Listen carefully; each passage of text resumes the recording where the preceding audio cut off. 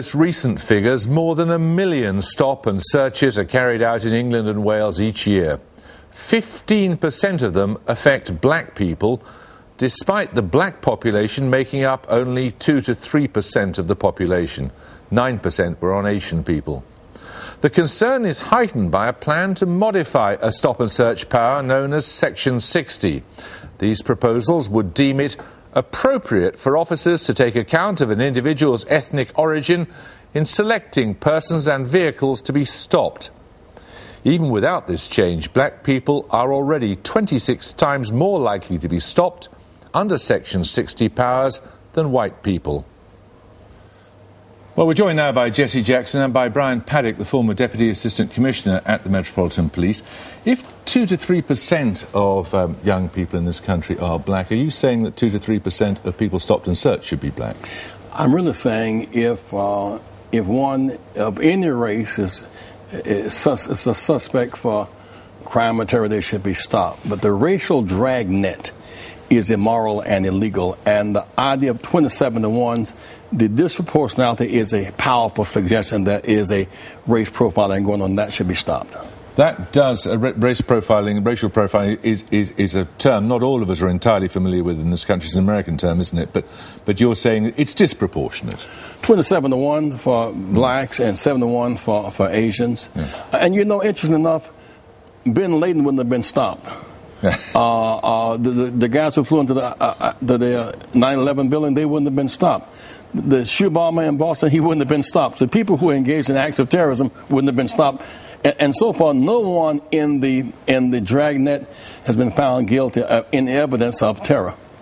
Right. There are slightly different powers in this country on terror, aren't there? But specifically looking at this question of stop and search, it does seem, on the face of it, I know a lot of young black men who are really angry about this. They feel discriminated against. Can you justify it? I don't think I can. The difficulty is that some police officers wrongly equate blackness with criminality. And they get that picture from the fact that, say, a half of all victims of street robbery, say the person who attacked them is black, even though it's a much smaller proportion of the population who are black. Now, this confuses things. What you've got is you've got a tiny, tiny proportion of black young men who are committing crime, but they commit a lot of crimes. And if you stop and search somebody at random on the streets of London, for example, that young black man is more likely to be a victim of crime than they are to be a perpetrator. Let me make another case along that same line. That is to say that when you use this broad search and seizure, you deprive the police of their most valuable power, moral authority, and credibility. Police's ultimate power is not military authority, it is moral authority and being believable. But if the police have intelligence, for example, that there is a gang, predominantly black, predominantly Asian, predominantly white, they would be, and they're looking for them, they'd be foolish to look for people who don't match the description, wouldn't they? Well, that wouldn't be random either. These stops, 27 to 1, have a lot to do with the random stops and searches. And when you stop that way, you develop the whole jobless relationship, jobless with the society.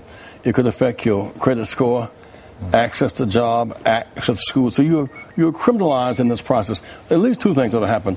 Blacks are about 31% of London, for example, but 9% of the police department. You should have more integrated cars, men, women, black and white. You should also have cameras in cars. We've done that in America now. And many of these cameras expose misbehavior by police. It also modifies their behavior. What would you think of that idea? Well, it has been tried before, certainly in the back of police vans, to monitor whether prisoners are being fairly treated or not. And for technical reasons, it's failed in the past. I would have thought the technology would be there in the future. But what's the way forward on this? Can I just comment on this Section 60 advice? If you have got... Section 60 is all about trying to stop rival gangs equipping themselves with weapons and fighting each other. If you have got information that you've got two Asian gangs who are going to fight each other, then isn't it right that the police should be able to target Asian people in that particular circumstance? Well, what's the answer to that? Well, you know, not Asian people, Asian gangbangers. Here's Dr. Wayne coming from his hospital, and he's swept by race. Here's Mrs. Wayne coming from, she's a teacher, and she's stopped because of her race. Dragnet racial policing is illegal, immoral, and should not be happening to anybody. He's talking about something different. He's talking about intelligence-driven policing. Well, that's different than random. Intelligence, if they're white, Asian, or black, male or female, if it's intelligence-driven, it's one thing.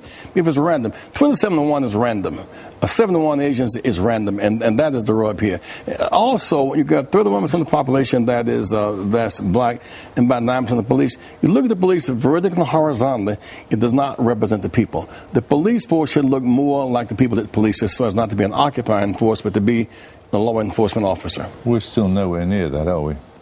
And we're not, and unfortunately, better than it was, but unfortunately, there is no political will, or there hasn't been any political will, to bring pressure on senior police officers to do something about this. The figures speak for themselves. It's very difficult in individual cases to prove that an officer has been racist, but when you look at where discretion is actually used, and you see the disproportionality, it is very difficult to argue that some police officers are wrongly equating blackness with criminality and being Asian with being terrorists. We've had to do Can I just ask you? Let me ask you just one question, if you don't mind, sure.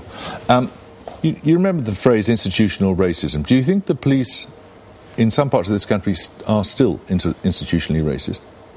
I think individual officers, when they go out onto the street, subconsciously or not, equate blackness with criminality, equate being Asian with being terrorists, and that is not right, and something needs to be done about it. So you're not saying, yes, the whole police force is institutionally racist, but you're saying some. I am saying some. That wouldn't be...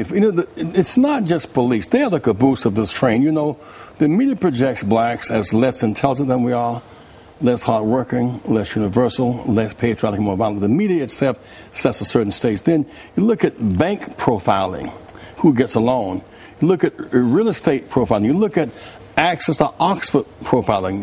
You look at who gets a car dealership franchise. The institutional disparities do not stop at the police, not that they start there. It is the structural inequalities are very evident.